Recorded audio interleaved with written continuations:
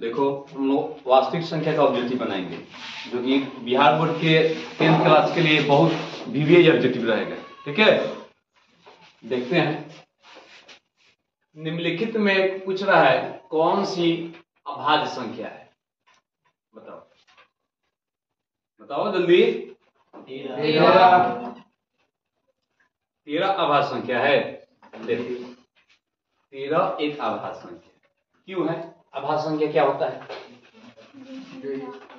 एक और अपने आप से ही केवल कटे, वैसी संख्या जो एक और केवल अपने आप से कटे। ठीक है, वो कौन सी संख्या कहलाती है? अभाज्य संख्या। और भाज्य संख्या जो होती है एक और अपने आप के अलावा किसी अन्य संख्या से कटना चाहिए। एक और अपने आप के अलावा किसी अन्य संख्या से जो कटेगा वो भाज्य संख्या कहलाएगा। ठीक है, और जो केवल एक से कटे चाहे अपने आप से कटे वह क्या होगा? अभाज्य संख्या। याद रखेंगे यहाँ पर एक जो है वो न तो भाज्य संख्या में आता है और न ही अभाज्य संख्या में आता है, याद रखेंगे। ठीक है, चलो इसके बाद हम लोग देखते हैं 2।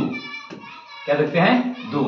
तो 2 कौन सी संख्या होगा? भाज्य संख्या होगा कि अभाज्य संख्या होगा? 2 अभाज्य संख्या होगा। क्यों अभाज्य संख्या होगा?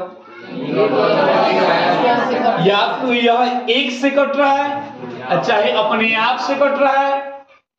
याद रखिए 3 कौन सी संख्या हो जाएगा? अभाज्य संख्या हो जाएगा। ये या तो एक से कटेगा नहीं तो 3 से कटेगा। 4 बताओ कौन सी संख्या हो जाएगा? भाज्य संख्या हो जाएगी। अभाज्य संख्या क्यों? 1 और 4 के अलावा ये 2 से कट रहा है, इसीलिए यह भाज्य संख्या हो जाएगा 4। याद रखिए, यानी कि सबसे छोटा अभाज्य संख्या कौन हुआ? सबसे छोटा अभाज्य संख्या 2 और सबसे छोटा भाज्य संख्या 4। याद रखिए 2 ही एक ऐसा अभाज्य संख्या है जो कि सम। 2 ही एक ऐसा अभाज्य संख्या है जो कि सम संख्या है। इसके अलावा जितना भी अभाज्य संख्या होता है सब के सब विषम होता है। समझ रहे हैं ना? 1 से लेकर के 100 तक कुल कितना अभाज्य संख्या होता है? 25 होता है। 1 से लेकर 50 तक 15। याद रखेंगे। जैसे जैसे हम आगे की तरफ बढ़ेंगे अभाज्य संख्या की संख्या कम होती जाएगी। ठीक है, अभाज्य संख्या की संख्या बढ़ती जाएगी। गिनती अगर हम जैसे जैसे आगे की तरफ गिनते जाएंगे तो अभाज्य संख्या की संख्या कम हो जाएगी और भाज्य संख्या की संख्या बढ़ती जाएगी।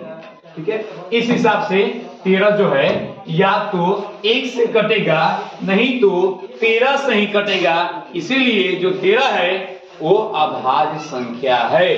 देखो 27 भाज्य में हो जाएगा क्योंकि 3 से भी कट जाएगा, 9 से। 35 भी भाज्य हो जाएगा, 5 से भी कट रहा है, 7 से भी कट रहा है। 56 भी भाज्य संख्या हो जाएगा क्योंकि ये बहुत सारी संख्या से कट जाएगा। ठीक है, अब देखते हैं हम लोग आगे इसका। यदि A और B अभाज्य संख्या है, यदि A और B अभाज्य संख्या है, कहने का मतलब एक मान लो कि ये 3 एक अभाज्य संख्या है और 5 भी एक अभाज्य संख्या है, तो कह रहा है कि इसका लॉस यानी कि एलसीएम क्या होगा? बताओ 3 5 का एलसीएम कितना हो रहा है?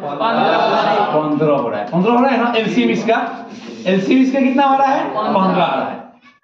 यानी कि अच्छा चलो दूसरा ले लेते हैं। 7 कौन सी संख्या है? 11 कौन सी संख्या है? ये दोनों का एलसीएम कितना होगा? 7। यानी ये बात से हमको साबित होता है ना कि 2 अभाज्य संख्याओं का एलसीएम दोनों संख्याओं का गुणनफल होता है। 2 अभाज्य संख्या का एलसीएम जो होता है दोनों संख्याओं का गुणनफल होता है। तो यहाँ पर A भी एक अभाज्य संख्या है और B भी एक अभाज्य संख्या है और कह रहा है कि इसका एलसीएम क्या है? तो 2 अभाज्य संख्या का एलसीएम जो होता है दोनों संख्या का गुणनफल होता है। इसमें पहला संख्या दे दिया A, दूसरी संख्या दे दिया है B और इसका एलसीएम पूछ रहा है तो हो जाएगा AB। तो जो इसमें कौन मैच कर रहा है यानी कि ऑप्शन सी हो गया। अगर इसी का कह देता कि दो अभाज्य संख्या का एचसीएफ क्या होगा, यानी कि लॉसॉ क्या होगा। तो देखो दो अभाज्य संख्या लेते हैं, एक लेते हैं 3, दूसरा लेते हैं 5। अब बताओ इसका मौसा निकालो तो कितना आ रहा है, एक आ रहा है। चलो इसका एचसीएफ कितना आया हमारा, हमको एचसीएफ इसका कितना आया, तो 1 है। अच्छा चलो इसके बाद हम देख लेते हैं दूसरा भी ट्राई करते हैं। 7 कौन सी संख्या है, 11 कौन सी संख्या है। अच्छा इसका एचसीएफ निकाल कर देखो,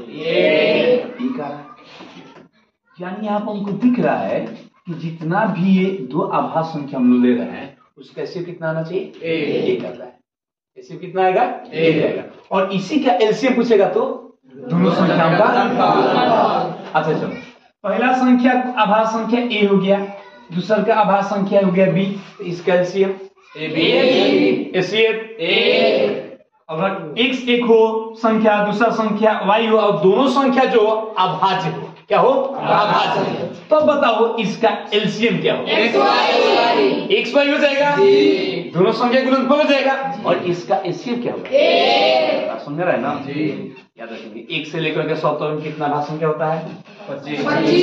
1 से लेकर 50 तक में कितना, 15। सबसे छोटी अभाज्य संख्या 2। कौन ऐसा अभाज्य संख्या है जो सम संख्या है, 2। या 2 के अलावा कोई अभाज्य संख्या होगा जो सम संख्या होगा, नहीं। अच्छा सबसे छोटी अभाज्य संख्या 4। अच्छा सबसे छोटी अभाज्य संख्या और सबसे छोटी भाज्य संख्या का गुणनफल कितना होगा, 8। सबसे छोटी भाज्य संख्या और सबसे छोटी अभाज्य संख्या का एचसीएफ कितना होगा, 2। सबसे छोटी भाज्य संख्या, सबसे छोटी भाज्य संख्या कौन होगा, 4। और सबसे छोटी अभाज्य संख्या का एलसीएम कितना होगा, 4। समझ रहे ना जी। अब देखते हैं क्वेश्चन नंबर 3 की ओर, ठीक है। 3 में देखो क्या कह रहा है, क्वेश्चन नंबर 3 को आगे बढ़ाते हैं। देखो कह रहा है संख्या 2.1311311113 डॉट डॉट डॉट डॉट, ये कहां तक जा रहा है, ये परिमित है कि अपरिमित है, अपरिमित। अच्छा क्या ये दशमलव के बाद कोई ऐसा संख्या है जो अपने आप को रिपीट कर रहा है, हमेशा कुछ अलग अलग आ रहा है। कोई एक संख्या नहीं है जो अपने आप को रिपीट करे। देखो यहाँ पर 1 3 आया, तो यहाँ पर 1 1 3 आया, बदल गया। यहाँ पर 1 1 1 3 आया, ये भी बदल गया। अब बदलना चाहिए नहीं ना, बदलना चाहिए, ये बदल रहा है, ठीक है, ये बदल रहा है, अब बदलना नहीं चाहिए। देखो 1 1 1 1 3, देखो तो फिर बदल गया। आइए डॉट डॉट, हम बता सकते हैं कि आगे क्या क्या हुआ, लेकिन ये कोई संख्या नहीं है जो समान संख्या जो अपने आप को रिपीट करे। तो कोई भी डॉट डॉट डॉट जो इनफिनिट तक जाता है, इसमें और कोई संख्या हम नहीं देख पा रहे हैं कि कौन अपने आप को रिपीट कर रहा है। इसका मतलब वो होगा कि वो अपरिमेय होगा। कौन संख्या होगा, ये कौन सा संख्या होगा, अपरिमेय संख्या होगा। अब सुनो ध्यान से, अपरिमेय होगा अगर यही होता 2.1313131313 मतलब एक ही कोई संख्या अपने आप को रिपीट कर रही है, और यह इनफाइनाइट तक है और एक ही संख्या अपने आप को रिपीट कर रही है। जब ऐसा कंडीशन आ जाता है तो ये जो हो जाएगा परिमेय हो जाएगा। यहाँ पर देखो दोनों में अंतर है, ये परिमेय संख्या हो गया, ये अपरिमेय संख्या हो गया, क्योंकि इसको 2.13 पर रिकरिंग दे सकते हैं। रिकरिंग मतलब पुनरावृत्ति, अपने आप को रिपीट करते रहेगा, याद रखना। अब कोई भी दुनिया की कोई भी रिकरिंग वाली संख्या जो होती है, कौन सी संख्या होती है, परिमेय होता है।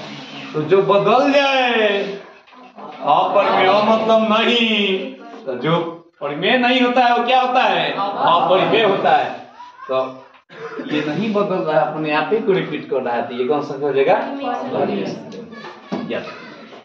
एक और बात ध्यान रखेंगे यहाँ पर, परिमेय समझ गया। पूर्णांक जो होता है ना, ये पूरा होता है, जो कि माइनस इनफिनिट से चलते हुए जीरो को सम्मिलित करते हुए 1 2 3 4 ये जो होता है प्लस इनफाइनाइट तक जाता है और इधर -1 -2 -3 -4 माइनस इनफाइनाइट तक जाता है। ये हमारा पूर्णांक संख्या होता है। यहाँ पर प्लस माइनस दोनों हो सकता है यहाँ पर जीरो में, ठीक है। पूर्णांक मतलब पूरा पूरा। और परिमेय संख्या का परिभाषा कहता है, परिमेय संख्या की परिभाषा वैसी पूर्णांक संख्या, कौन सी संख्या होना चाहिए? वैसी पूर्णांक संख्या, वैसी पूर्णांक संख्या जिसे P बटा Q के रूप में लिखा जा सके और जहां Q is not equal to 0, तब हम इसको क्या कहेंगे? परिमेय संख्या कहेंगे। P और Q दोनों का दोनों क्या होना चाहिए? पूर्णांक होना चाहिए, पूरा पूरा होना चाहिए। बहुत लोग परिमेय संख्या और भिन्न में अंतर नहीं समझ पाता है। कोई ऐसा है जो बताएगा कि परिमेय संख्या और भिन्न में क्या अंतर है? परिमेय संख्या और भिन्न में क्या अंतर है बताओ? परिमेय संख्या और भिन्न में क्या अंतर है बताओ? कोई बोलो, खड़ा होकर बोलो। हाँ बोलो। हाँ, परिमेय संख्या में पूर्णांक संख्या होता है, भिन्न संख्या में पूर्ण संख्या होता है। बोलो बोलो, तुमको जो अच्छा लगे बोलो, सोचो मत जाता। परिमेय संख्या पूर्णांक संख्या होता है, मैंने एक मतलब है कि परिमेय संख्या माइनस इनफिनिटी से चालू हुई प्लस इनफिनिटी तक जीरो को सम्मिलित करते हुए जाए। जो भिन्न संख्या हुई, पूर्ण संख्या हुई, उसमें माइनस ना हुई, खाली प्लस में हुई, जिसमें धनात्मक पूर्णांक हुई और जीरो के सम्मिलित करते हुए धनात्मक पूर्णांक। हाँ, बहुत अच्छा। क्या नाम है तुम्हारा? अरे देखो ये इधर हम लोग देखते हैं, अच्छा बताया है, कहीं गलत नहीं है। देखो इधर परिमेय संख्या भिन्न संख्या में ये अंतर है, तो कोई एक ही को समझ लेता है कि P बटा Q के रूप में, P बटा Q के रूप में, ऐसा नहीं समझना है। तो फिर दोनों एक ही होता है, परिमेय संख्या और भिन्न संख्या दोनों एक ही होता है। P बटा Q के रूप में, P बटा Q के रूप में, ऐसा थोड़ी होगा। देखो यहां पर क्या होता है, इधर हो गया हमको परिमेय, इधर हो गया भिन्न। देखो इसमें क्या होता है, परिमेय संख्या का होता है कि हम P बटा Q के रूप में होंगे और Q is not equal to 0। ये भी कहता है कि हम P बटा Q के रूप में होंगे और Q is not equal to 0। इन दोनों P बटा Q के रूप में होगा और दोनों में Q के मान 0 नहीं होना चाहिए। लेकिन यहां पर P और Q होता है, P और यहां पर जो Q होता है वो हमेशा पूर्णांक होना चाहिए। पूर्णांक जो होता है माइनस में भी होता है, माइनस में भी होता है। लेकिन ये जो भिन्न होता है, ये जो भिन्न है वो P और Q, यहां पर जो है P और Q, ये कहता है कि हम पूर्ण संख्या होंगे। पूर्ण संख्या दोनों में अंतर है। पूर्ण संख्या 0 1 2 3 4 से लेकर के ये इनफाइनाइट तक जाता है और यहाँ पूर्णांक जो है माइनस इनफाइनाइट से होते हुए -3 -2 -1 plus -0 +1 +2 +3 plus dot dot dot dot plus infinite तक जाता है। यानी कि इसमें ये भिन्न जो होता है, ये परिमेय संख्या जो होता है, इसमें यहाँ पर P और Q में माइनस हो सकता है, लेकिन इसमें माइनस नहीं होगा। याद रखिए, हम सभी के सभी भिन्न को परिमेय संख्या कह सकते हैं, लेकिन सभी परिमेय को भिन्न नहीं कह सकते। याद रखिए। अब यहां पर देखते हैं, जैसे 2/3 हो गया हमको, देखो P बटा Q के रूप में है और P जो है यहाँ पर पूर्णांक भी है, P और Q पूर्णांक भी है और पूर्ण संख्या भी है। इसको हम लोग परिमेय संख्या भी कह सकते हैं और भिन्न भी कह सकते हैं। लेकिन -2/3 अगर कह दिया जाए, -2/3 कर दिया जाए, तो यहां पर ये तो पूर्ण संख्या नहीं है, माइनस हो गया, लेकिन पूर्णांक है। तो ये केवल परिमेय हो सकता है -2/3, लेकिन इसको भिन्न नहीं कर सकते। यही अंतर होता है। ठीक है, आगे बढ़ते हैं। अब हम लोग देखते हैं सहअभाज्य संख्याओं का महत्व क्या होगा। बताओ, सहअभाज्य संख्या का मतलब क्या होता है? सहअभाज्य संख्या का जिसका मौसा एक हो, सिर्फ एक हो। ये वही बात को पूछ रहा था, इसलिए ऑप्शन भी सही होगा। ऐसे भी हम लोग जानते हैं अभाज्य संख्याओं का एचसीएफ हमेशा 1 होता है और एलसीएम दोनों का गुणनफल होता है। ठीक है, आगे देखिए 5 नंबर क्वेश्चन है, कह रहा है यदि m एक धनात्मक पूर्णांक है तो धनात्मक पूर्णांक है, धनात्मक पूर्णांक कहां से स्टार्ट होगा? 1 2 3 4, ये क्या है? तो m है। m एक धनात्मक पूर्णांक है, यानी m बराबर 1 2 3 4 और dot dot dot dot infinite तक जा सकता है, धनात्मक पूर्णांक हो रहा है। और धनात्मक पूर्णांक को ही हम लोग क्या कह सकते हैं? प्रकृत संख्या। और इसमें 0 मिला देंगे तो पूर्ण संख्या हो जाएगा, होल नंबर। ठीक है, नेचुरल नंबर है ये। ठीक है, अब देखते हैं हम यहाँ पर, तो m एक धनात्मक पूर्णांक है तो विषम धनात्मक पूर्णांक का कौन सा रूप? याद रखना। अच्छा ये बताओ कि इसमें m के जो ऊपर 1 रखेंगे, 2 रखेंगे, 3 रखेंगे, 4 रखेंगे, ऐसे रखते जाएंगे तो सम संख्या से गुना करेंगे तो हमको सम मिलेगा, और सम संख्या में विषम संख्या से भी गुना करेंगे तो हमको सम मिलेगा, और सम में सम जोड़ेंगे तो सम मिलेगा। हमको क्वेश्चन पूछ रहा है, देखो 4 यहाँ पर जो है 4 सम संख्या है, और m के मान यहाँ पर m का मान अगर सम और विषम, सम मतलब जो 2 से पूरा कट जाए, विषम मतलब जो 2 से पूरा न कटे, याद रखेंगे m के जो मान यहाँ पर है, अगर सम या विषम कुछ भी रखेंगे तो हमको यहाँ पर 4m जो देगा हमको सम देगा, और सम में हम सम को जोड़ेंगे तो सम मिलेगा। यहाँ पर देखते हैं 4m जो है 4m, फिर यहाँ पर हम यहाँ पर 1 2 3 4 ये कुछ भी रखेंगे m के मान, तो ये इतना जो है 4m ये हमको हमेशा सम ही देगा, और सम में 1 जोड़ते हैं, 1 जोड़ेंगे तो हमको विषम यही मान जो है हमको दे सकता है, यानी कि ऑप्शन नंबर सी सही है। ठीक है, क्योंकि ये तो हमेशा सम देगा, सम में सम को जोड़ेंगे तो सम मिलेगा, लेकिन यहाँ पर सम में 1 जोड़ेंगे, कोई भी सम संख्या ले लो और उसमें 1 जोड़कर देखो विषम देगा। इसीलिए कह रहा है एक धनात्मक पूर्णांक है तो धनात्मक विषम पूर्णांक का रूप कौन सा होगा? तो धनात्मक विषम पूर्णांक का रूप 4m + 1 होगा, क्योंकि इसमें सम में 1 जोड़ेंगे तो विषम हो जाएगा। ठीक है, आगे बढ़ते हैं।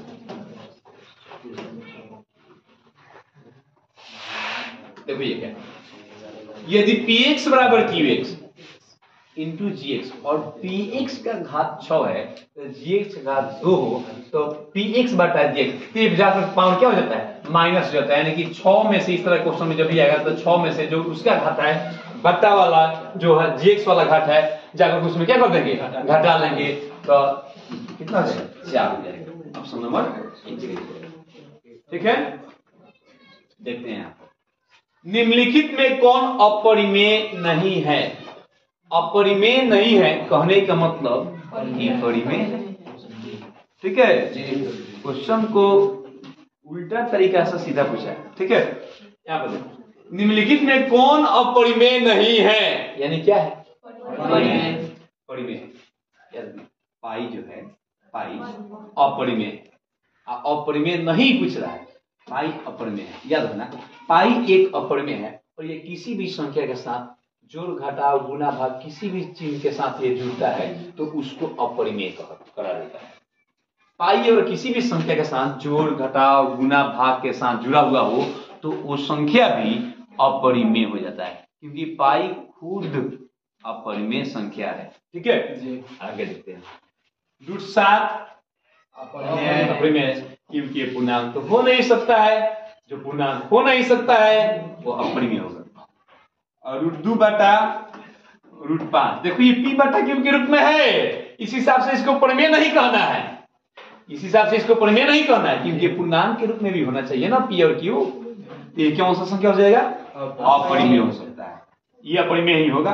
और यहाँ पर देखते हैं 3√75 बटा √48, इसको देख लेते हैं कि ये परिमेय है कि अपरिमेय है। तो 75 का खंड हम लोग सबसे पहले इस तरह क्वेश्चन करेंगे, कितना से आएगा? 3 से जाएगा 25, कितना हो जाएगा? 25, फिर 5 से 5 तो 2 गो एगो बाहर आ जाएगा, कितना हो जाएगा? तो 15 √3, 48 का खंड करेंगे तो कितना आएगा? 4√3। 48 से काउंट करेंगे तो 4√3। 4√3 इसका जाएगा 4√3। देखो तो ये √3 से √3 समाप्त बच गया 15/4। देखो ये p/q के रूप में भी है, p भी एक पूर्णांक है, q भी एक पूर्णांक है और q के मान 0 भी नहीं है, यानी कि ये सभी के सभी शर्त को पूरा कर दिया। और जो p/q के रूप में हो, p और q दोनों पूर्णांक हो, q के मान 0 ना हो तो परिमेय होगा। इसीलिए ये क्या होगा? परिमेय होगा। कौन? Option number D.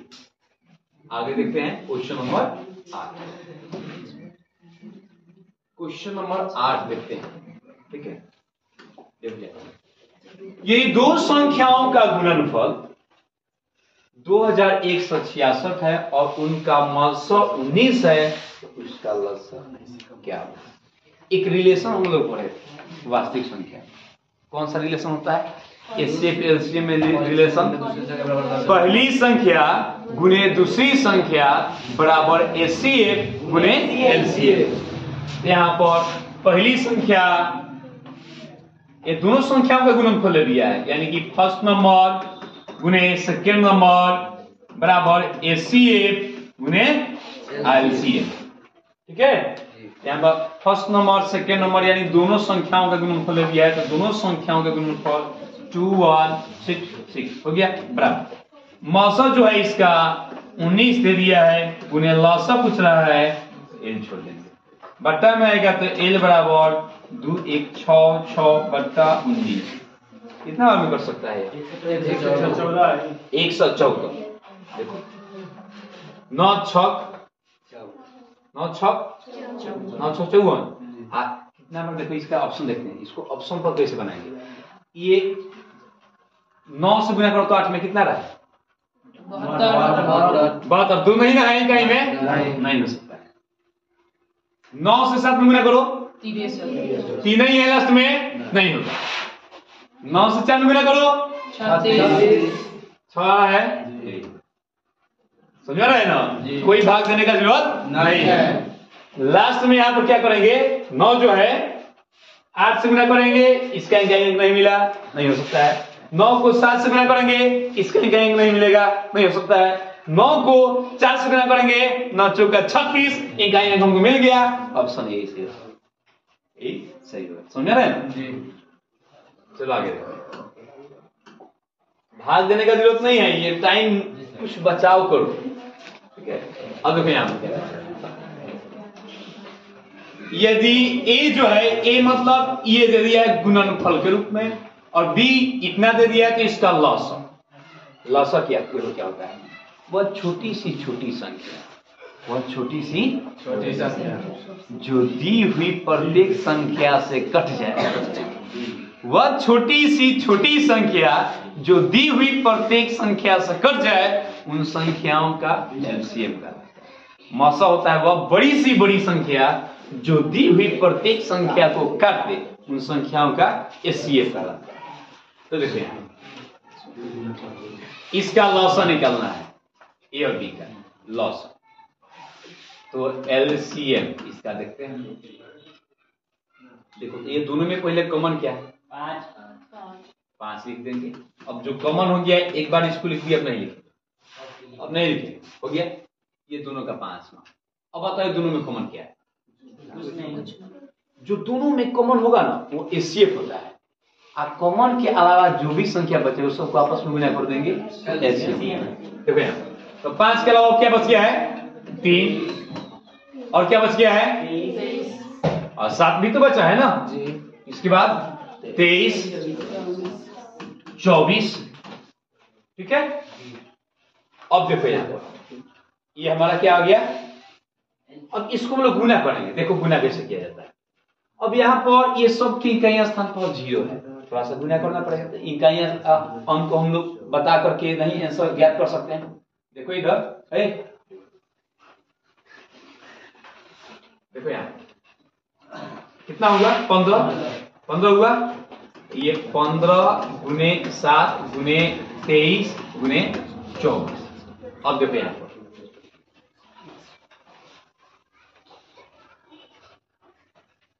इकाई अंक से इसका नहीं हो सकता, इसका दाहिने अंक निकालना पड़ेगा। 24 से खंड करेगा पड़ जा, तब 8 हो जाए या 3 कॉमन रख दूंगे। गुना करो इसको, देखो कितना रहा है। नहीं आएगा, आ जाना चाहिए। 24 को जब खंड करेगा तो आज 3 दूर में कॉमन हो जाता, फिर 8 बचे। अच्छा ये बताओ 20 के, देखो यहाँ पर सब समझ जाए, 20 के लगभग ये 20 को, इसको 20 समझो, देखो ऐसा कैसे पता किया होता है, लगभग इसको 20 समझो। तो 20 का गुना करो लगभग 20 बार, कितना आता है? 400। और बताओ 400 का गुना 15 बार करो, 6000। तो 6000। तो ये सब तो अपना गया, ये बच गया आंसर। समझ रहे हैं ना जी, समझ रहे हैं ना जी। 6000 जब यही पा गया, जब देखो यहाँ पर समझो बात को, समझो, कभी गुना मत करो, ये सब छोटा छोटा क्वेश्चन ऐसे ही आंसर पता चल जाता है, कुछ नहीं करना है। देखो यहाँ पर 4 ऑप्शन है, इसी में से ना कोई सही होगा। 4 ऑप्शन है तो इसी में से कोई सही होगा। और इसमें क्या करेंगे?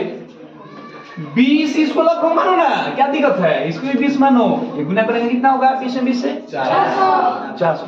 400 में तुम 400 में ये इसको हम लोग 20 माने, 400 में 1500 गुना करो 6000 तो अभी आ गया। तो ये कहाँ है 6000 में? ये सब नहीं हो सकता है, अब जो आएगा यही होगा। ठीक है जी। एक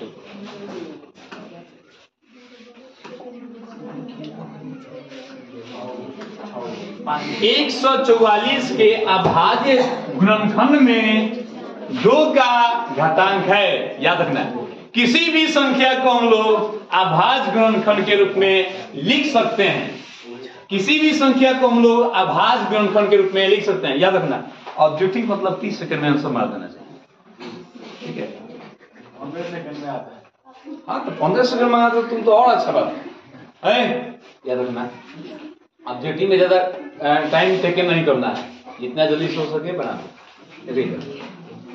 144 के अभाज्य गुणनखंड में, याद रखना, हम लोग जानते हैं कि किसी भी संख्या को हम लोग अभाज्य गुणनखंड के रूप में व्यक्त कर सकते हैं। अब उसमें पूछेगा अभाज्य गुणनखंड जो होगा, उसी में पूछेगा कि 2 के घात कितना होगा, 3 का घात कितना होगा, 5 के घात कितना होगा। तो यहाँ पे इसमें पूछा कि 2 घात कितना होगा। तो 144 का पहले गुणनखंड कर लेंगे। 144 2 से कितना जाएगा? 72।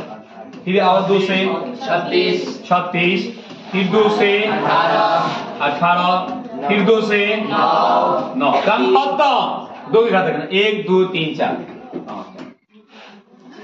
तो ये के ना पावर से मतलब है, इधर तो 2 आएगा नहीं, इधर तो 2 आएगा नहीं, तो 2 के पावर 4 जो होगा वही सही होगा। आगे देखते हैं।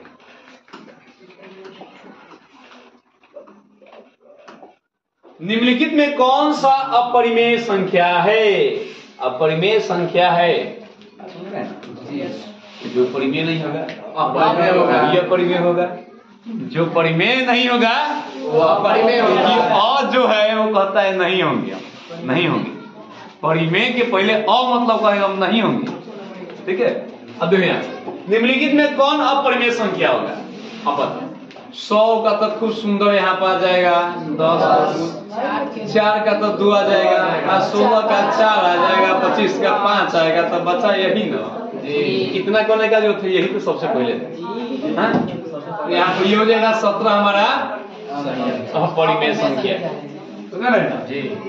आगे देखिए,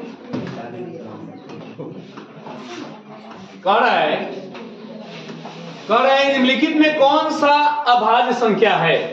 अभाज्य, वही बात जो एक और अपने आप के अलावा किसी से ना कटे। जब कटेगा तब एक से कटेगा, अच्छा ये अपने आपे से कटेगा, उसको कोई नहीं काट सकता। जो कोई नहीं काट सकता है, कटवे नहीं करेगा तब भाज्य कैसे होगा? अभाज्य होगा, ठीक है? निम्नलिखित में कौन सा अभाज्य संख्या है?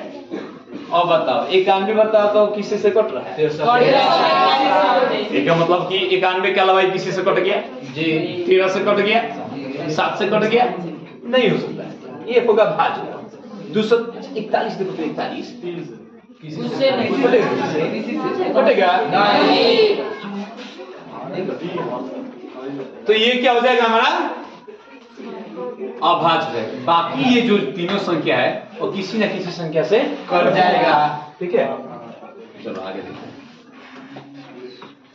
दो लगातार संख्याओं का मौसम देख लेते हैं पहले।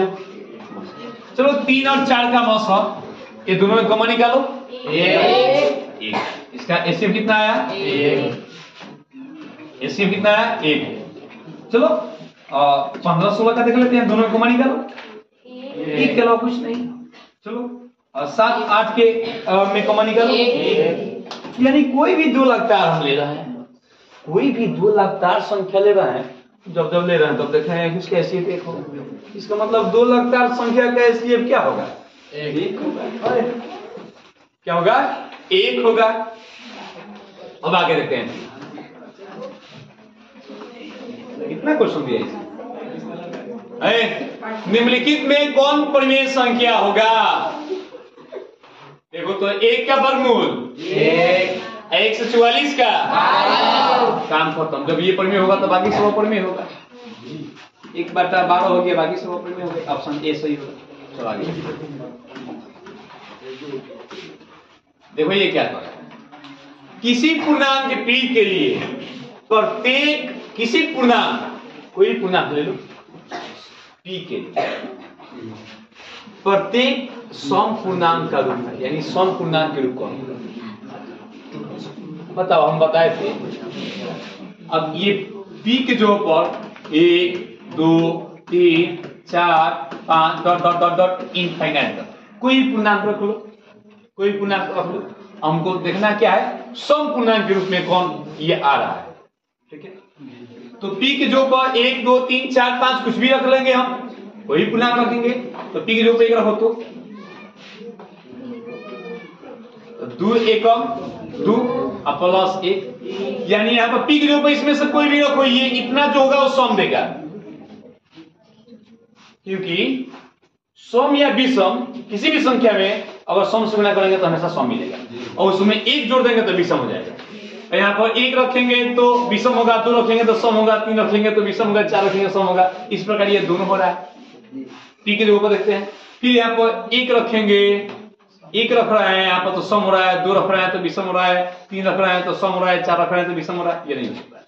देखो यहाँ पर p 1 2 3 4 कुछ भी रखो, किसी भी पूर्णांक में अगर हम लोग किसी पूर्णांक में अगर हम सम संख्या से गुणा करते हैं, आंसर जो होगा वो सम संख्या है। इसका यही होगा। ठीक है, यहाँ पर कुछ भी रखो, देख लो हमेशा सम ही आएगा। ठीक है,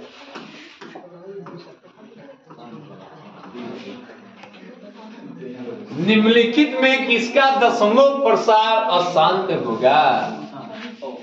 अशांत होगा। शांत अशांत का हम लोग पहचानने का तरीका देखिए। देखो किसी भी परिमेय संख्या में क्या होता है, देखो यहाँ पर जो हर होता है, हर या तो 2 के पावर m के रूप में होना चाहिए, या 5 के पावर n, ये दोनों एक साथ भी हो सकता है, या केवल 2 के पावर m भी होगा, या केवल 5 के पावर n भी होगा, तो ये शांत होगा। इसके अलावा यदि हर में 2 और 5 के अलावा अन्य संख्या दिखाई दे जो अंश को नहीं काट पाए और हर में ज्यों के त्यों रह जाए, अंश को नहीं काट पाए और हर में ज्यों के त्यों रह जाए 2 और 5 के अलावा, तो वो जो संख्या होगा अशांत। तो अशांत लिखना है। तो 50 का ये खंड को 25 5 यानी 2 5 के रूप में आ रहा है, ये तो शांत होगा। 243 7 का क्यूब, 7 का क्यूब 243 होता है, तो 39/7 का क्यूब कट रहा है नहीं, तो नहीं कट रहा है, यानी ये ना तो 2 के रूप में है, नहीं 5 के रूप में है, ये भी नहीं है कि 2 और 5 दोनों के रूप में है, इसके अलावा है, और अलावा भी है और ये नहीं कट रहा है, अंश को नहीं काट रहा है। इसका मतलब ये दशमलव प्रसार अशांत होगा। अशांत मतलब कभी भी पूरा पूरा नहीं कर सकता है। जैसे देखो 1/3 को कटाकर देखो, ये रेखनी पकड़ लेगा, कभी भी ये नहीं कटेगा, ये भी रेखनी पकड़ेगा, ये कभी पूर्ण रूप से विभाजित इसको नहीं कर सकता है। अगर बाटा में 2 होता है केवल, या केवल 5 होता है, केवल 2 होता है, केवल 5 होता है, या दोनों एक साथ होता तो पूर्ण रूप से कट जाता दशमलव में भी। लेकिन यहाँ पर ये नहीं कर सकता है। 0.3333 डॉट डॉट डॉट यानी कि 0.3 पर एक रिंग पकड़ लेगा।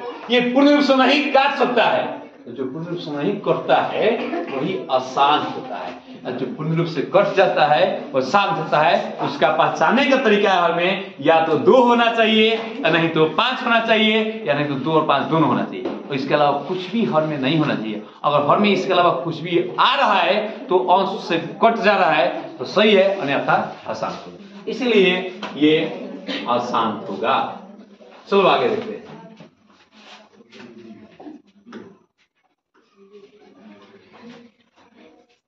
एक अशून्य परिमेय, एक अशून्य परिमेय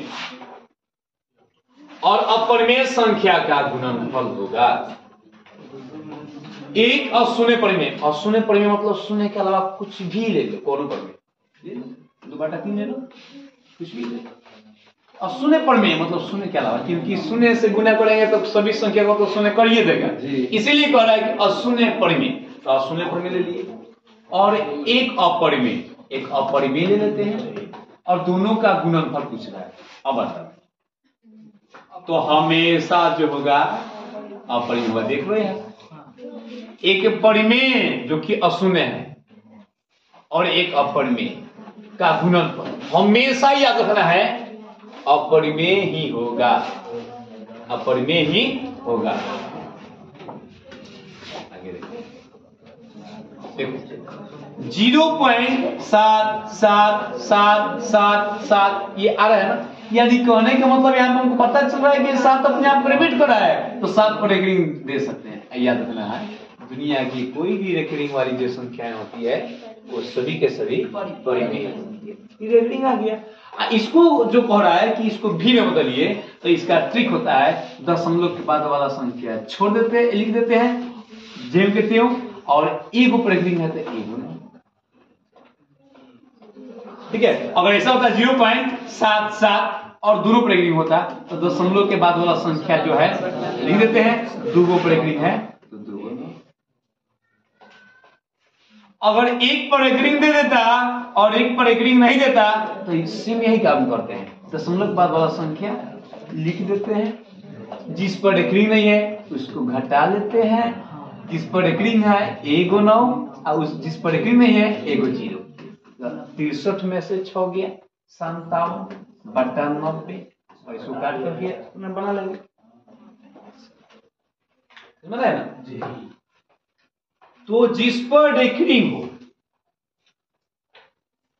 वो तो सही है, और जिस पर रेकरिंग दिया हुआ ना दिया उसको, जो नहीं दिया उसको घटा लेते हैं, और जो एगो रेकरिंग नहीं होता उसको क्या कर लेते हैं बट्टा में यहाँ पे। जैसे देखो 0.677 पर रेकरिंग देते हैं, इसको कहेगा दुनिया बताने के लिए, तो दशमलव के बाद वाला पूरा का पूरा छापते हैं 67। किस पर रेकरिंग नहीं है 6 पर रेकरिंग नहीं है, 6 को घटा लेते हैं। अच्छा कईगो पर रेकरिंग है तो एगो 9, कईगो पर रेकरिंग नहीं है तो एगो 0। अगर 2 पर रेकरिंग नहीं होता 2 0, अगर 2 पर रेकरिंग होता तो 2 9। कितना होगा 61/90।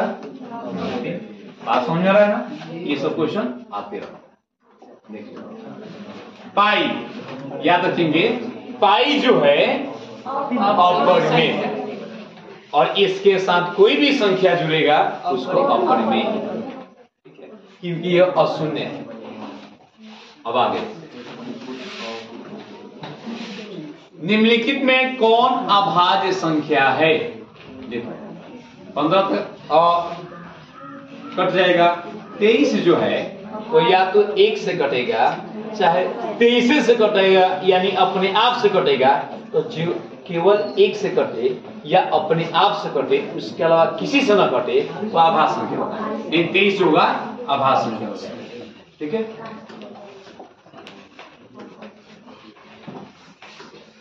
निम्नलिखित में कौन परिमेय संख्या है?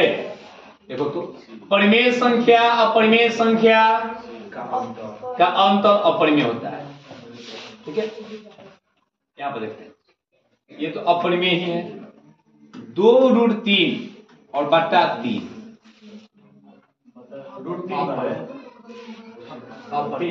यहां पर ये देना चाहिए था इसको √3, ठीक है, और 3 से √3 कट जाता तो ये हो जाता 2 केवल परिमेय, लेकिन ऐसा नहीं दिया है, इसलिए ऑप्शन गलत है, ऑप्शन यहाँ पर करेक्शन कर लेना है, ऑप्शन नंबर ये सही है, ठीक है जी।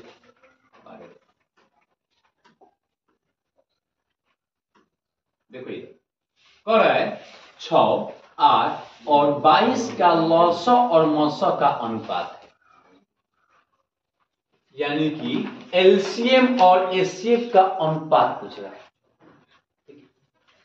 हम एलसीएम के बारे में बताए थे, वो छोटी सी छोटी संख्या, वो छोटी सी छोटी संख्या जो दी हुई प्रत्येक संख्या से कट जाए, तो इन संख्याओं का एलसीएम वही होगा। अब बताओ, कोई छोटा से छोटा संख्या चुनो जो ये 6 से भी कट जाए, 8 से भी कट जाए और 22 से भी कट जाए। याद रखना, इसमें अधिकांश में ये सबसे बड़ा वाला ही होता है, लेकिन देखो तो 22 से 8 से कटेगा, 22 8 से कटेगा, 6 से नहीं कटेगा, यानी कि इससे आगे बढ़ेंगे। 44 देखो तो, 44 देखो तो 6 से कट रहा है, नहीं कटेगा ना। अच्छा, इससे आगे देखो 66 देखो, नहीं कटेगा, 8 से, और इसके आगे देखो, सबसे छोटा देखना है, सबसे छोटा देखना है, ठीक है। अब देखो यहाँ, और मौसम जो होता है जो सब में कॉमन आ जाए, मौसम जो होता है सब में कॉमन आ जाए, बताओ सबसे बड़ी संख्या जो सब में कॉमन आ जाए, सबसे बड़ी संख्या जो सब में कॉमन आ जाए, सबसे बड़ी संख्या बताओ तो इसमें 2, जो सब में कॉमन आ जाए, 2 में भी आ रहा है, 8 में भी आ रहा है, 22 में भी आ रहा है, 2 से बड़ा कोई संख्या ही नहीं है जो सब में कॉमन हो, यानी कि इसका एचसीएफ क्या हो जाएगा, एचसीएफ क्या हो जाएगा 2। अच्छा 2 जाएगा। अब बताओ, तो एक 2 यहां पर तो है नहीं, ये संभव नहीं है, गलत होगा, ये भी नहीं हो सकता, ये भी नहीं हो सकता, जब ये ऑप्शन होगा यही होगा, समझ रहे हैं जी। आंसर को पकड़ो, आंसर को पकड़ो, यहाँ पर बिना एलसीएम निकाले हम लोग आंसर बता सकते हैं। देखो कैसे, 2 जो है यहाँ पर 2 है, तो यहाँ पर 3 कैसे आ गया, जब नीचे यहाँ पर बट्टा में एलसीएम और बट्टा एचसीएफ हमको पूछ रहा है, एचसीएफ पूछ रहा है, और एचसीएफ हम इसका निकाले तो 2 आया, और यहाँ पर दे रहा है 3, संभव है 2 बढ़कर 3 हो सकता है, कम हो सकता है, कटेगा तो कम होगा, कटेगा तो कम होगा, बढ़ेगा नहीं। तो यहाँ पर 2 है, तो ये बढ़ कैसे गया, ये कैसे बढ़ गया, ये कैसे बढ़ गया, कम होगा यहीं पर, यानी ऑप्शन ये सही।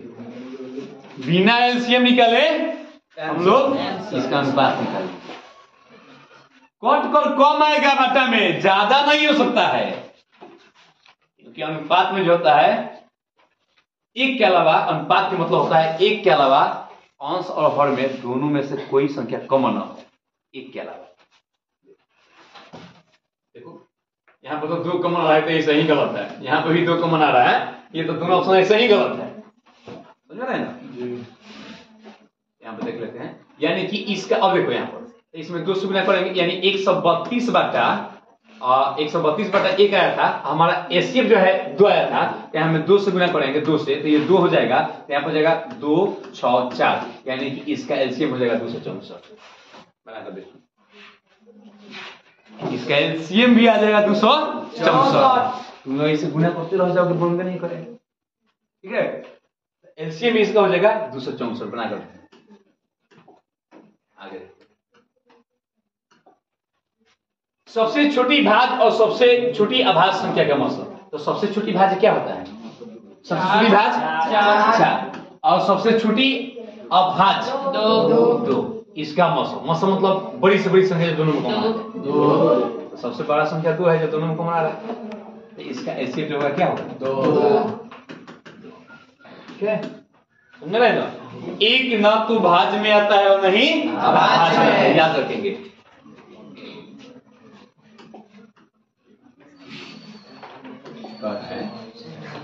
5005 के कितने अभाज्य गुणनखंड है, देख लेते हैं।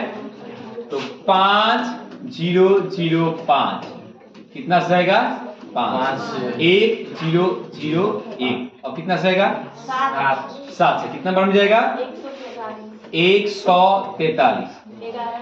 अब 11 से जाएगा 13। देखो 5 भी अभाज्य हो गया, 7 भी अभाज्य हो गया, 11 भी अभाज्य हो गया, 13 भी अभाज्य हो गया। अब नहीं एक जो होता है न तो भाज्य में आता है और नहीं अभाज्य में आता है। इस हिसाब से बताओ कि इसमें कितना हुआ 1 2 3 4। समझ रहे ना जी। चलो आगे देखते हैं। हो गया। अच्छा और 2 ही क्वेश्चन है। चलो देखते हैं कितनी 2 अंकों वाली संख्या 3 से विभाज्य है। 2 अंकों की संख्या कहां से स्टार्ट होता है? पहले अंक और संख्या में रिलेशन देख लेते हैं। अंक कहां से कहां तक होता है? 0 से 9 तक। 0 1 2 3 4 5 6 7 8 9 ये सभी के सभी अंक हैं और अंक से ही संख्या बनाया जाता है। यानी अंकों की संख्या कितना हुआ 10। इसी से सभी संख्या बनाई जाती है। हम अंक को संख्या कह सकते हैं।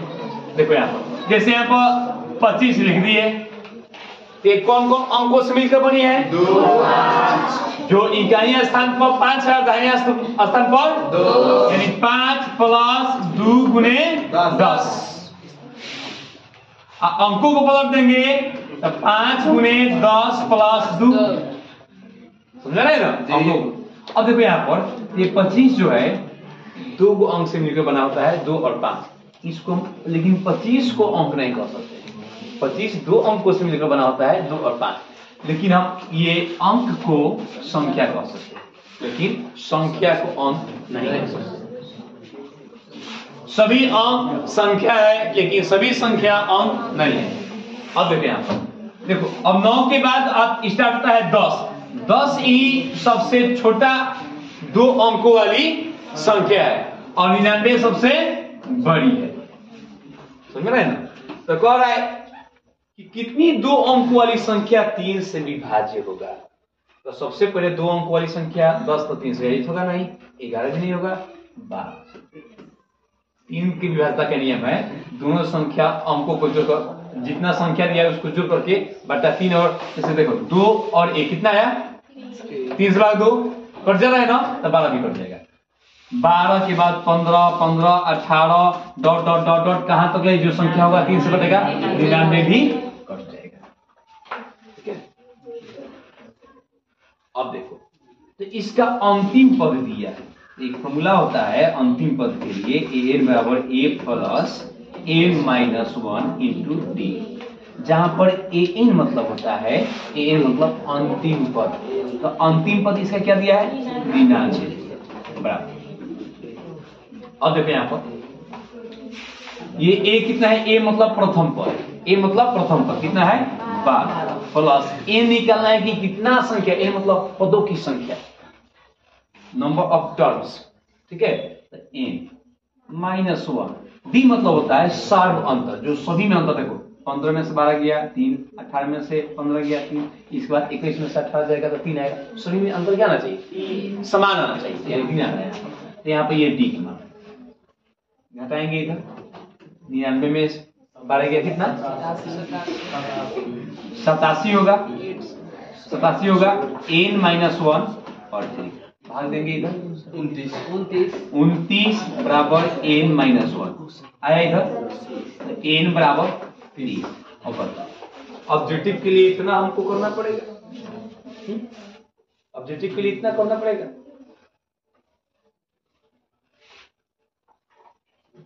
तो ऑब्जेक्टिव के लिए अगर इतना करना पड़े, अब बताओ 3 के बाहर पढ़ो 100 तक में, कोई बार 100 तक में पढ़ने वाला आएगा तो 10 तक पढ़ेंगे तो 30 आएगा, 20 तक पढ़ेंगे तो 60 आएगा, 30 तक पढ़ेंगे तो 90 आएगा, और उसके बाद 93 96 99 तीनों में बढ़ रहा है तो कितना हुआ टोटल 33 हुआ। 2 अंक वाला लेना है तो 3 6 9 हटा दो 30 हो गया आंसर। समझ में ना जी? 2 3 6 हटा दो 30 आ गया। 10 तक पढ़ेंगे तो 30 तक कंप्लीट कर लेंगे सफर जी 10 बार पढ़ेंगे तो 30 तक सफर कंप्लीट कर लेंगे 20 बार पढ़ेंगे तो 60 तक 30 बार पढ़ेंगे तो 90 तक 33 उसका 93 96 99 3 गौर बढ़ना पड़ा जी तब ना जाकर 100 तक ले 100 तक ले 99 ही तक ले जाना है हमको जी। क्योंकि उसके बाद तो 3 अंक हो जाएगा जी। इधर तो हम जो 1 अंक पढ़ लिए हैं तो गड़बड़ पढ़े हैं 3 6 9 तो 33 में से 3 घटा लो 30 आंसर इसका जरूरत नहीं समझ में रहा है ना जी 30 आंसर पर केवल ध्यान दो आंसर ऐसे ही आ जाएगा फॉर्मूला बिना ठीक है केवल थोड़ा सा सोचो आंसर आ जाएगा थोड़ा सा दिमाग लगाना पड़ेगा दो संख्याओं का गुणनफल 8670 है और उसका मासा 17 है तो उसका लसा वही बात फिर वही बात पहली संख्या गुने दूसरी संख्या बराबर एचसीएफ गुने फिर वही बात यहाँ पर दोनों संख्या में गुणनफल ले दिया है ठीक बराबर एचसीएफ गुने एलसीएम का मौसा दे दिया है 17 लसा ज्ञात करना अब देखो यहाँ याद रखना अरे सुनो ध्यान से 7 दूना 14 इनका यहाँ समुच्चय है नहीं होगा ये नहीं हो सकता आंसर 7 पचे 35 होगा 0 होना चाहिए 7 होगा 510 भाग दिए हम भाग दिए हम बिना भाग दिए आंसर आ गया जाकर देखो बना करके 510 आएगा इनका ही स्थान से हम लोग पता करेंगे समझ रहे हैं ना जी तो हम लोग 26 क्वेश्चन देखे हैं वास्तविक संख्या का कम से कम हम लोग 100 क्वेश्चन देखेंगे ये सब इंपॉर्टेंट क्वेश्चन है इसको ध्यान रखेंगे क्योंकि ये सब मैट्रिक एग्जाम में आते रहता है आज के लिए हम लोग को